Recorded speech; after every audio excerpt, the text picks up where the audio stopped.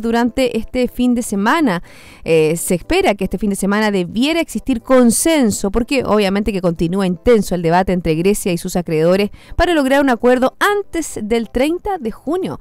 Acuérdense que el Fondo Monetario Internacional dijo que a partir de julio ya Grecia caería en default. El gobierno griego señaló que está determinado por mantenerse en el euro, aunque encuentra frustrado ante las altas exigencias para el rescate. La propuesta griega, en tanto final, mantendría el impuesto de una vez a las ganancias de las empresas, lo cual no era aprobado por la Troika y no eleva la contribución de los empleados a sus pensiones y la implementación del aumento de la edad de retiro aceptada en 67 años como una manera en que también le estaban exigiendo. Vamos a ver qué pasa este fin de semana. Va a ser crucial en la zona euro. ¿Qué pasa en Estados Unidos? Por ejemplo, al hacer esta mirada internacional, el gasto y el consumo personal de mayo aumentaron un 0,9 y un 0,6% en ambos, más de lo esperado, luego que el mes previo mostrara un crecimiento casi nulo. También en nuestro recorrido por el mundo nos vamos a Japón, donde la inflación total de mayo aumenta un 0,5% sobre lo esperado, a la vez que los precios subyacentes aumentaron un 0,1%. Respecto al mercado laboral en Japón, la tasa de desempleo se mantuvo en 3,3%. Imagínense ese dato, 3,3% la tasa de desempleo de Japón, mínimos histórico. Y también el gasto de los hogares se aceleró en mayo en un 2,4% sobre lo anticipado, recuperándose de la caída del mes anterior. Recordemos que Japón ha estado lidiando con respecto a lo que es la inflación. Ellos tienen problema de una deflación que los mantuvo durante 20 años en el estancamiento. Las reformas de los Abenomics de Shinzo Abe han intentado acelerar ese proceso, aunque aún le faltan todo lo que son las reformas estructurales. A nivel local, también el día de hoy se conoció la minuta de la reunión que tuvo el Banco Central, y obviamente que ahí se mantuvo el 3% la tasa de política monetaria, y obviamente que sigue la preocupación por la depreciación cambiaria y en una convergencia inflacionaria algo más lenta para el centro del rango meta que tiene el Banco Central. Eso es más o menos lo que ha sucedido a nivel local. Hay noticias, por ejemplo, a los accionistas de Corbanca dan luz verde frente a la fusión con Itaú, y tenemos noticias también con respecto a lo que va a suceder en el Senado la próxima semana, la reforma laboral. La Confederación de la Producción y el Comercio asistirá el próximo lunes al Senado para comenzar a debatir sobre la reforma laboral. Y ese es el tema que hoy analizaremos aquí en Mirada Financiera. Para eso nos acompaña Jorge Germán. Jorge, ayúdame. Tú sé que trabajas en Reforma la Reforma, algo así. Sí. Quiero que me ayudes un poco con tu... ¿Cómo te presento? Ayúdame. Buenas tardes, Paulina. Muchas gracias por la invitación. No, yo soy director de Germán Consultores. Ya. Tengo una consultora. Soy ex jefe de la edición de estudio del Ministerio de Economía en el gobierno anterior. ¿Ya? Y he estado metido en este tema de la reforma laboral porque la reforma laboral, como está hoy día, hay varios aspectos que se deberían mejorar en relación, por ejemplo, a la micro, pequeña y mediana empresa. Bueno, vamos a partir obviamente en el análisis, por eso que yo hice la introducción diciendo, ¿no es cierto?, que ya los distintos gremios se han juntado en una serie de oportunidades tienen como un frente en común para ir al Senado y para debatir, ¿no es cierto?, con los parlamentarios sobre los distintos puntos. Y como tú dices, un punto esencial es el que tiene que ver con la pequeña y mediana empresa, que sí o sí esta reforma laboral le haría un flaco favor, ¿no es cierto?, a los pequeños y medianos empresarios al imponerle cuotas de sindicalización que son casi... no llegan a esas cifras de sindicalización en las pequeñas y medianas empresas. Pero ¿por qué no vamos por lo más simple? Expliquémosle a nuestros auditores la esencia de esta reforma laboral que a muchos le han tildado de reforma sindical, Jorge. Claro, mira, primero que nada, y hay que ser bien preciso al respecto, el diagnóstico es errado en relación a esta reforma laboral. Mucho se ha dicho de que la tasa de sindicalización en nuestro país es baja, que la negociación colectiva es baja, que los trabajadores están en terreno de nadie. Y al respecto me gustaría señalarte algunas cifras en comparación con la OECD, que es este grupo de países desarrollado del cual Chile pertenece hace unos años atrás. Estamos dentro del promedio, un 15% de sindicalización dentro de la OECD, no estamos dentro de los países con más baja sindicalización. Efectivamente, mira, la tasa de sindicalización en Chile es un 18% en el 2014 si tú excluyes a las trabajadoras de casa particular. Ok. Ya que hay que hacer esa salvedad. Y en una comparación internacional, el promedio de la OECD es un 17% y Chile es superior a Nueva Zelanda, que tiene un 19%, similar a Nueva Zelanda, que tiene un 19%, Japón, que tiene 18%, Alemania tiene un 18%, es superior que España, que tiene un 17%, México 14%, Estados Unidos, que tiene un 11% de tasa de sindicalización, Corea con un 10%, Francia con un 7,7%. Y fíjate que el promedio de la sindicalización de los 32, de los 34 países que integran es la OECD, lo que tú me estás nombrando, es de 16,9%. O sea, claro, obviamente que Chile está dentro del promedio. Claro. ¿Por qué se quiere aumentar? Esa es la pregunta. Claro. Y para terminar, además, la tasa de sindicalización en todos estos países miembros de la OECD ha disminuido entre 1960 y el año 2013, salvo el caso de Chile, España y Italia, ¿ya? Entonces, al respecto sobre esta tasa de sindicalización que en la OECD es un 17%, esa tasa tiende a ser un poquito alta, porque si te fijas yo te mencioné un montón de países como Corea, Estados Unidos, Francia, que están bajo el 10%, es que dentro de la OECD hay un grupo de países que son los países escandinavos, que son Dinamarca, Suecia, Finlandia y Islandia, que esos países tienen una tasa de sindicalización sobre el 70%, que aquí en Chile hay mucha gente que trata de mirar ese modelo. Y la gracia que tienen estos países, ¿por qué tienen una tasa de sindicalización tan alta? Es que ellos tienen el famoso sistema Ghent, en el cual el sindicato gestiona el seguro de desempleo. Entonces, para tú tener seguro de desempleo tienes que estar dentro del sindicato. Entonces, esa es la explicación por qué en este grupo de países escandinavos, que tienen una tasa de sindicalización sobre el 70%, se da dicha cifra, porque tú como trabajador tienes que estar sí o sí sindicalizado para poder obtener la posibilidad de optar por el seguro de desempleo que es gestionado por los sindicatos, ¿ya? Pero la pregunta que se hace aquí, por ejemplo, y una de las dudas, ¿no sé?, que tiene el sector privado, es que obviamente que esta sindicalización forzada que que establece el proyecto de ley va contra las libertades constitucionales. Claro, efectivamente. Porque es uno de los temas de este proyecto. Claro, efectivamente la experiencia de los países de la OECD es que no existe este tipo de sindicalización forzada que se quiere implementar acá en Chile, para que tú puedas obtener los beneficios que se obtienen en el sindicato. Exactamente, o sea, no es que te digan tú tienes que estar en el sindicato, pero obviamente que solapadamente dice, si tú no estás en el sindicato no vas a obtener los beneficios. Obviamente que yo, si estuviera ante esta situación, quisiera tener los beneficios y obviamente que me haría parte del sindicato. Claro, entonces, y las cifras son evidentes en la OECD, porque en relación a la cobertura de la negociación colectiva, el mensaje del proyecto de ley del gobierno señala que tan solo un 8% de los trabajadores tienen cobertura de negociación colectiva, lo cual es falso. ¿Por qué es falso? Porque eso no coincide con los 827.000 trabajadores acogidos a negociación colectiva según las cifras de la Dirección del Trabajo, y esos son equivalentes a el 18% de los trabajadores de nuestro país, que es más o menos similar a la tasa de sindicalización.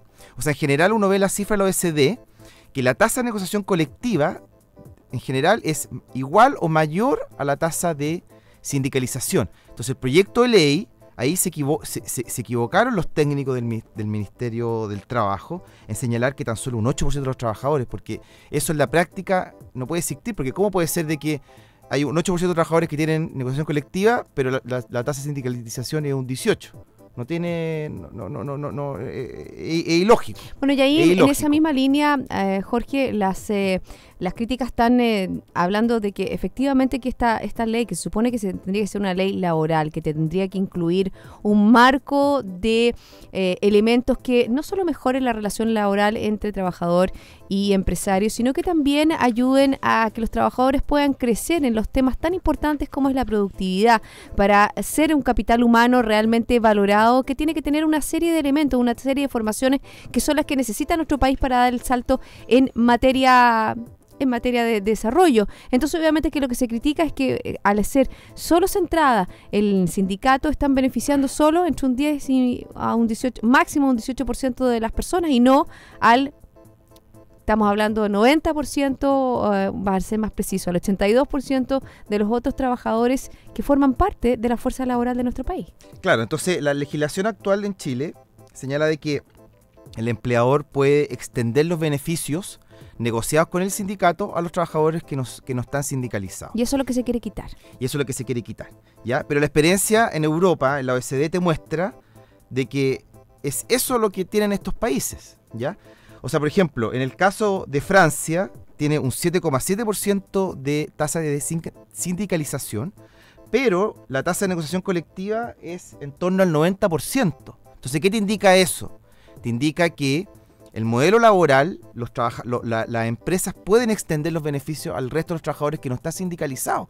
Entonces, lo que queremos hacer aquí en Chile es ir hacia atrás, o sea, ir en el sentido de tratar de ponerle más rigidez al mercado laboral, ¿ya? Siendo que la evidencia de los países de la OECD es al revés. Ellos lo que están tratando es de desrigidizar, es decir, flexibilizar más el mercado laboral, ¿ya? Entonces eso obviamente va a generar un problema en nuestro mercado del trabajo, y al final los que van a salir perjudicados van a ser los propios trabajadores, que en el futuro van a querer buscar un empleo, y la generación de empleo va a ser menor en nuestra economía. Entonces, ojo que hay que tener claro ese punto. Y el otro punto... Otro de los temas que también se ha tocado y que tiene que ver con la reforma laboral es la adaptabilidad. Yo creo que hay un punto de quiebre, ¿no es cierto? Una disposición distinta del ministro Valdés actual con el ministro anterior. El tema de la adaptabilidad y lo importante que es, ¿no es cierto?, para los distintos tipos de industria que tiene nuestro país. Claro, porque ahí entramos a lo que le falta a esta reforma. O sea, ¿qué requiere esta reforma laboral para hacer una reforma laboral pro empleo? Y ahí lo que podemos señalar es que efectivamente falta incorporar a los jóvenes, a las mujeres y a los adultos mayores. O sea, esta reforma laboral está solamente focalizada en los trabajadores asalariados, pero no toma en cuenta efectivamente el potenciar más el mercado laboral de los jóvenes, mujeres y adultos mayores, que en sus cifras de tasa de participación, de tasa de ocupación es muy inferior a la OECD. Por ejemplo, la tasa de ocupación femenina en Chile es un 52% versus la OECD, que es un 58%. Pero donde más dramática la diferencia en el caso de la tasa de ocupación juvenil, en que en Chile es un 30% versus un 40% en la OECD. Y ahí lo que tendríamos que hacer dentro de la ley es aumentar la flexibilidad para que todas estas personas, tanto los jóvenes como las mujeres, como también el adulto mayor, puedan ser parte de la fuerza laboral, dándole las condiciones para que puedan estar dentro de ella. Efectivamente, y lo otro que me faltó señalarte, que en relación al mercado laboral del adulto mayor, la edad promedio de jubilación de los hombres en Chile es un 72 años, versus la edad oficial de 65 años en nuestro país, que es la cifra, el tercer valor más alto de diferencia de la OECD. Y en las mujeres la edad promedio de jubilación es 70 versus 60 años, y es la diferencia más alta de los países de la OECD. ¿Y a tu juicio por qué se produce ese fenómeno? Entonces el problema de este fenómeno es que es nuestro sistema de pensiones, que como se producen estas lagunas previsionales, de que hay periodos de tiempo que las personas salen del mercado laboral y después de cierto tiempo vuelven a entrar, y en ese periodo no cotizan, eso hace de que sus cotizaciones sean bajas y no puedan solventar sus necesidades básicas cuando están en la vejez. Entonces, en estos tres grupos, yo creo que hay que enfocarse y hacer una verdadera mejora de flexibilidad o adaptabilidad laboral, como se quiera llamar, en estos mercados. Entonces, y al respecto hay varios proyectos de ley que están hoy día en el Congreso, que sería bastante importante que en la discusión que empieza la próxima semana en el Senado, el gobierno diga algo al respecto, si es que quiere verdaderamente comprometerse a sacarlo adelante. ¿Cómo cuáles? Por ejemplo, está el proyecto de ley de jornada laboral especial para jóvenes que fue dejado en el gobierno anterior, la agenda de impulso competitivo, que lo que permite es dividir la jornada laboral para que los jóvenes puedan estudiar. Entonces un joven va a trabajar, por ejemplo, en supermercado, después cerca de la universidad, después va a clase, 4 horas de clase y después puede volver al supermercado, por ejemplo, a seguir trabajando. Eso hoy día la ley no te permite dividir la jornada laboral de 8 horas en 2. ¿Ya? Entonces, permitir que la jornada laboral especial para los jóvenes, para que ellos puedan poder encontrar un trabajo y ser que puedan compatibilizarlo con el estudio estudio. y su pega. Pero Jorge, por ejemplo, ahí uno se pregunta, ¿por qué eso no está dentro de una reforma laboral? Porque eso obviamente que tiene que ver con adaptabilidad laboral. Claro, porque no sé, pues, francamente no lo sé si estos proyectos de ley están en el Congreso y supuestamente la gente que está a cargo de la agenda los conoce. El otro proyecto de ley es de las salas cuna de las trabajadoras. Hoy día tú sabes que las empresas con más de 20 trabajadoras y tienen que tener la obligación de tener salas cunas. Y eso obviamente genera una limitación a la contratación de las mujeres en el mercado laboral. Entonces hay un proyecto de ley que también se dejó en el gobierno pasado, que lo que busca es que la sala cuna no tiene que importar el tamaño, el tener sala cuna no tiene que importar el tamaño de la empresa. Entonces lo que tú haces es que el costo, que hoy día recae 100% en la trabajadora femenina, sea compartida con el resto de los trabajadores de la sociedad. Y ese proyecto también está ahí y no se ha dicho nada al respecto y obviamente potencia la generación de empleo femenino. Jorge, tenemos que hacer una pausa porque ya son las 2:19. Estoy conversando con Jorge Germán, pero luego obviamente de esta pausa vamos a seguir hablando sobre este proyecto de ley que ya pasa al Senado de Reforma Laboral.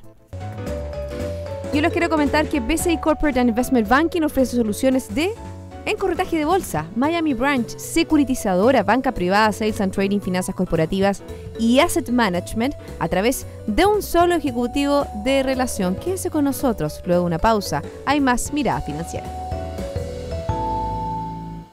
BCI Corporate and Investment Banking.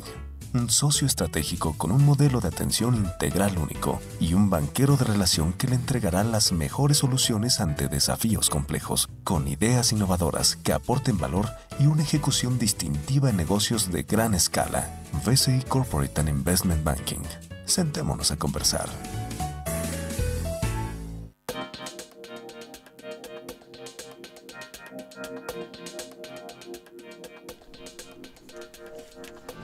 Regresamos a nuestro programa y yo les quiero comentar que en sus decisiones financieras, BCI Corporate and Investment Banking está junto a usted con un modo de atención integral único que aporta valor y una ejecución distintiva. Sentémonos a conversar. Y precisamente yo estoy conversando con Jorge Germán, director de Germán Consultores, sobre la reforma laboral que comienza, ¿no es cierto?, a debatirse en el Senado ya durante la próxima semana, el 6. Tengo entendido, bueno, el 6 va a la CPC, pero tengo entendido que ya el 6 comienza, ¿no es cierto?, a discutirse esa reforma. Y nosotros estamos hablando un poco del lado B, de las cosas que debiera tener la reforma laboral para que no sea solo sindical.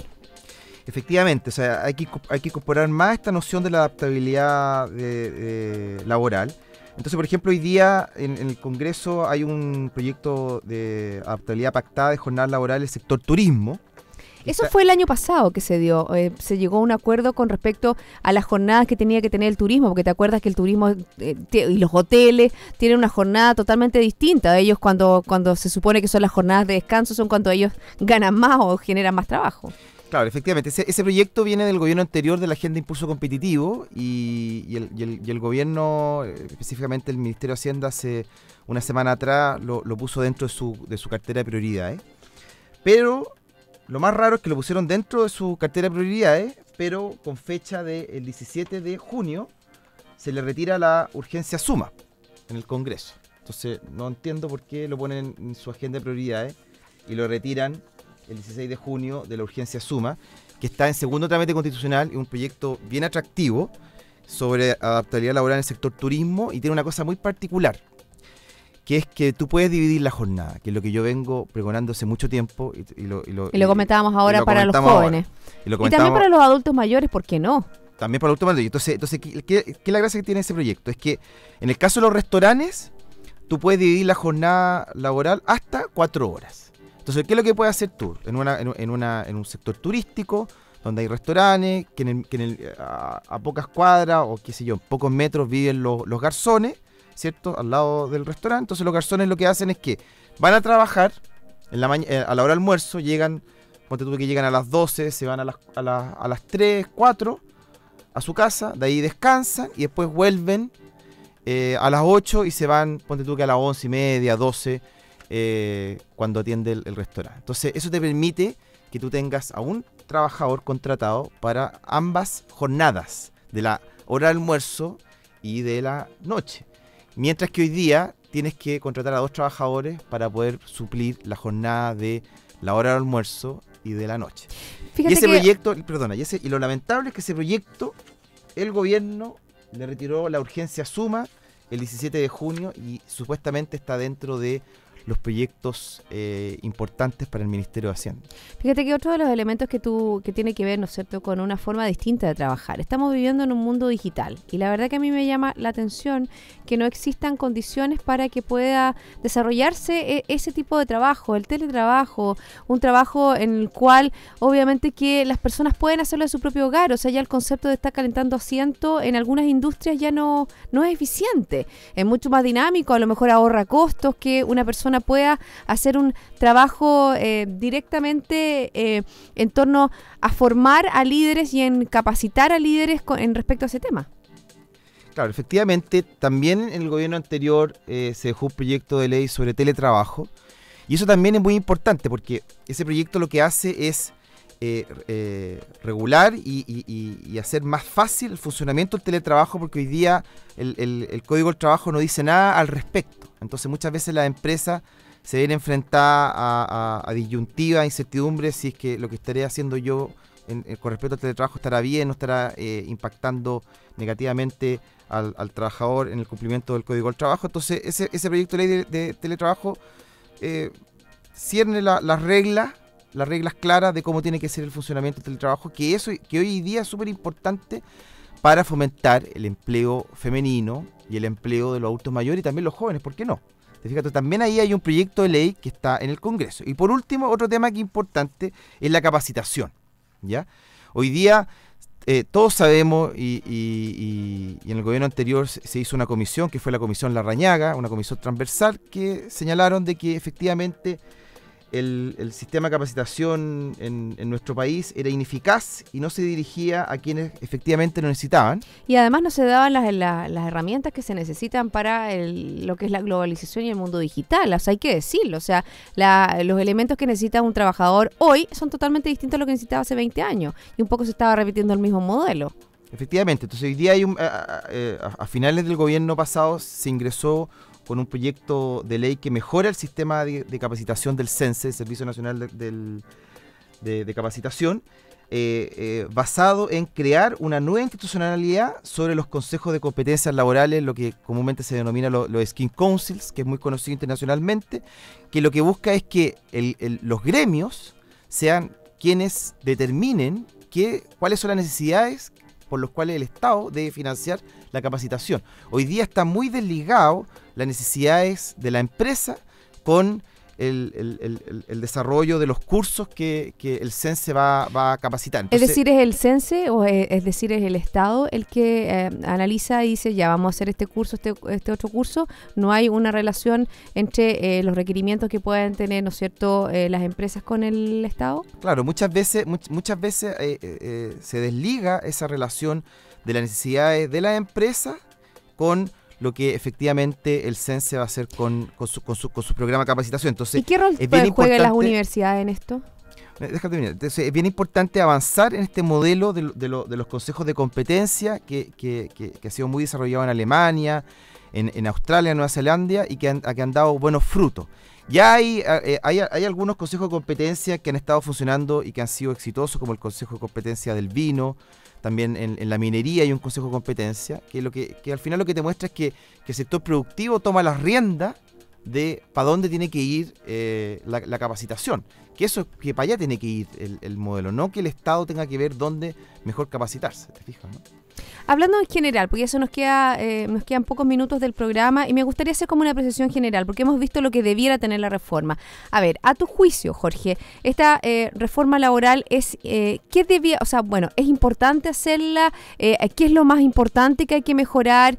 ¿Y qué cosas serían para ti lo fundamental? Porque si ya vamos caminando a eso, y es un poco lo que va a hacer la línea gremial, ¿no es cierto? La línea gremial va a ir ante el Senado y va a hablar sobre los puntos que para ellos son más importantes y cuáles generarían un deterioro más importante, sobre todo, por ejemplo, en las pequeñas y medianas empresas, que tú lo mencionaste al principio de esta entrevista. Claro, o sea, lo que sucede es que la reforma laboral intenta poner en el chasis de un automóvil pequeño, que es la pequeña empresa, el motor de un vehículo grande, ¿ya?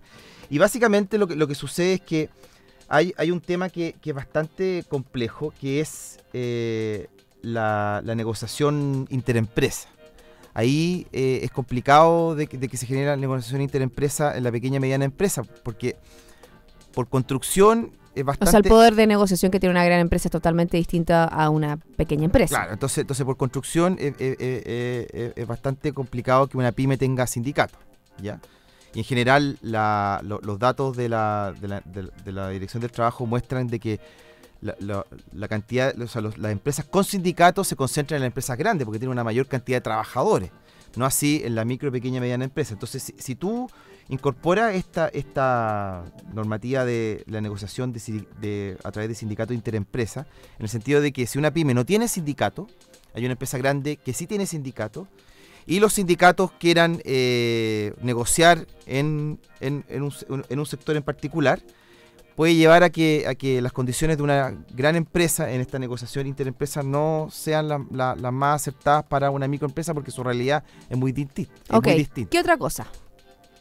El otro tema importante es el de la huelga. O sea, el reemplazo por huelga, lo que se ha hablado de muchas oportunidades, en fondo, que las empresas que son clave, hablábamos, por ejemplo, lo que sucedió en el Transantiago, ¿no es cierto?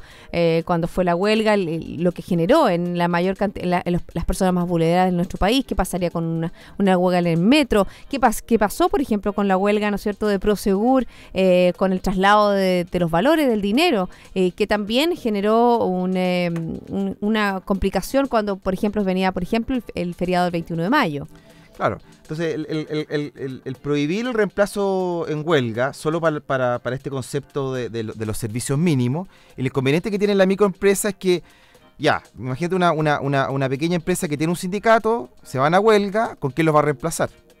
¿Con qué trabajadores? O sea, ya, los va a tener que reemplazar con los trabajadores que determine el sindicato, ¿cierto? Pero imagínate que se genera un conflicto y al final la empresa va a perder los contratos que tenga con sus proveedores. Entonces al final se van a beneficiado las empresas grandes, que tienen un manejo de recursos humanos más eficiente muchas veces que la micro, pequeña y mediana empresa, porque no hay que olvidarse que el gerente, que el dueño de una pyme es el gerente de recursos humanos, el gerente de finanzas, el gerente comercial, el gerente de venta, el gerente de contabilidad, todo. ¿Te fijas? Se nos acaba el tiempo, Jorge. ¿Qué es lo que esperas?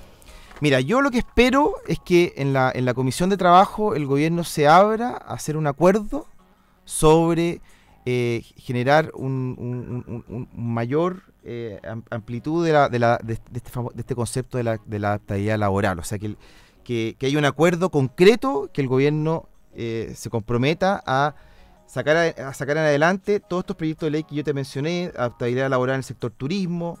También está la adaptabilidad laboral en el sector agrícola, el teletrabajo, la jornada laboral especial para jóvenes, la sala cuna para trabajadoras, ¿ya? Y el nuevo sistema de capacitación del CENSE a través de los consejos de competencias laborales, que son proyectos de ley que están en el Congreso y que el gobierno se debería comprometer a avanzar en esos proyectos para que la reforma laboral no sea denotada como una reforma sindical, sino que también sea una reforma pro empleo. Y todas esas medidas que te acabo de mencionar son medidas que buscan generar una mayor cantidad de empleo en nuestro país. Bueno, eso es una nota interesante, sobre todo, ¿no es cierto?, en el periodo en el que estamos, un periodo de desaceleración económica, y es muy interesante y muy importante que todos trabajemos en la misma línea. Vamos a ver qué pasa la próxima semana, vamos a ver todos los puntos que se tocan aquí en la Comisión de Trabajo. Así es que, Jorge, 1.000.000 de gracias por haberme acompañado este viernes para dar un poco luces de lo que significa esta reforma laboral. Muchas gracias por la invitación, Paulina. Y a todos ustedes, sigan en compañía de Radio Infinita, que tengan un excelente fin de semana. Nos reencontramos el martes. Recuerden que el lunes es feriado y el lunes, por supuesto, todos con la roja de nuevo. Vamos por un nuevo triunfo. Que estén muy bien.